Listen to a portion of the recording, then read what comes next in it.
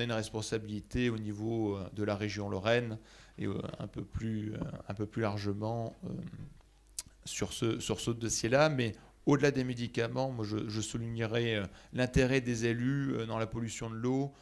Notre association a su convaincre et obtenir le financement de plusieurs acteurs qui ont tous une légitimité dans le domaine de la santé collective, tout comme nous. Quand je dis nous, j'ensemble l'ensemble des professionnels de santé, pharmaciens, médecins, vétérinaires. Nous nous mêlons de ce qui nous regarde. Donc tout ce qu'on consomme ressort sous forme de la molécule mère ou de métabolites qui seront eux-mêmes peut-être métabolisés dans l'environnement, mais l'ampleur du phénomène, il est clair et net, comme ça a été dit tout à l'heure, il n'y a pas de bouton stop sur les médicaments. Parce qu'il y a aussi des pressions autres, il y a d'autres acteurs en jeu. Mon voisin tout à l'heure parlait de pourquoi au niveau de l'Europe ça n'a pas pris, pourquoi au niveau national français ça ne prend pas. Je pense qu'il y a d'énormes enjeux économiques derrière tout ça qui font que la pression à la prescription est forte. On est là, nous, en tant que pharmaciens, de la délivrance jusqu'à la destruction en fait, des produits, c'est-à-dire à aider à détruire les produits par une voie reconnue et évitant ainsi une pollution au niveau, une pollution supplémentaire vis-à-vis des médicaments. Parce que je crois que c'est quand même pas fréquent que toutes les professions donc, de santé soient réunies. Donc les vétérinaires sont aussi une profession de santé, parce qu'on utilise quand même les mêmes médicaments, les mêmes familles de médicaments qu'en médecine humaine. L'association des médecins s'est fixé 2 objectifs. Donc le premier qui est à partir de la méthode des Suédois, vous avez entendu, donc c'est à pouvoir thérapeutique équivalent, donner aux patients le médicament le moins délétère pour l'environnement. C'est une sensibilisation qu'elle peut envisager, notamment envers les professionnels de santé qu'elle rencontre, soit par des campagnes d'information, soit aussi par des rencontres fréquentes qu'elle peut avoir. Que ce soit dans le milieu ambulatoire, et vous avez ici des médecins généralistes, mais aussi dans le milieu hospitalier, pour sensibiliser sur ces problématiques.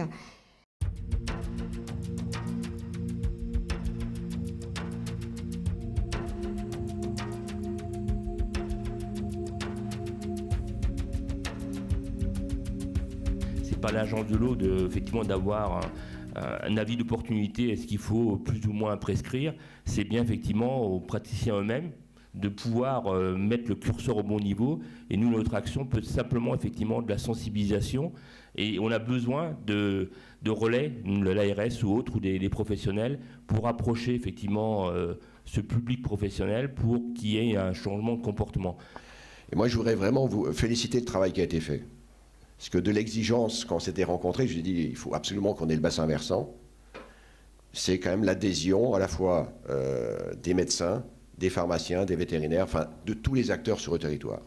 C'est fabuleux et ce que vous avez apporté en rendu, pour moi, correspond complètement à ce que j'ai défendu au Conseil régional en disant il faut y aller. Et à nous, parlementaires, bien entendu, de faire passer le message pour que, au niveau national, parce que c'est la responsabilité de l'État, c'est une responsabilité qui est nationale et qui est aussi, bien entendu, des différentes collectivités territoriales, mais ça fait partie aussi de notre rôle, de notre mandat, de pouvoir, demain, sensibiliser le gouvernement et notamment le ministère de la Santé sur des sujets comme ça. C'est aussi une action intéressante et innovante parce que, comme vous l'avez dit, comme ça a été dit, c'est une première sur le territoire. Et puis, nos vallées de montagne, l'eau, c'est très important. Puis on dit souvent qu'on est le château d'eau, donc on a aussi une responsabilité, effectivement, d'amener, de laisser passer l'eau, de la consommer, mais aussi de la rendre le plus propre et aussi propre que possible.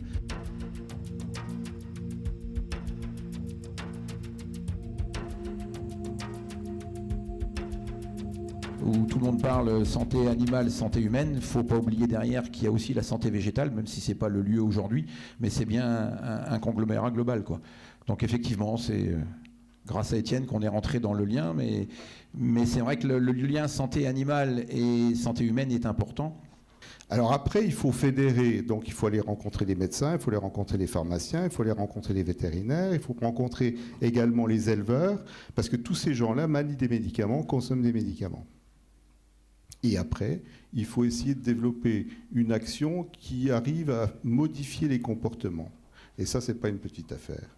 L'objectif fixé était de 20%. On arrive a priori aujourd'hui à 37% d'exposition en moins des animaux aux antibiotiques. Donc il y a eu vraiment une démarche qui a été faite, une prise de conscience de tous les intervenants, aussi bien au niveau des instances de la profession que des praticiens eux-mêmes, quoi. La théorie, c'est le concept éco-prescription, mais la pratique, c'est sur le terrain, c'est-à-dire faire intervenir la population, les médecins, tous ceux qui sont concernés, et immédiatement, c'est-à-dire c'est pas quelque chose qu'on va faire dans 15 ans, dans 20 ans, comme on le fait habituellement pour beaucoup d'actions, on fait des projets sur du long terme, c'est maintenant qu'il faut le faire, et c'est ce qu'on est en train de faire.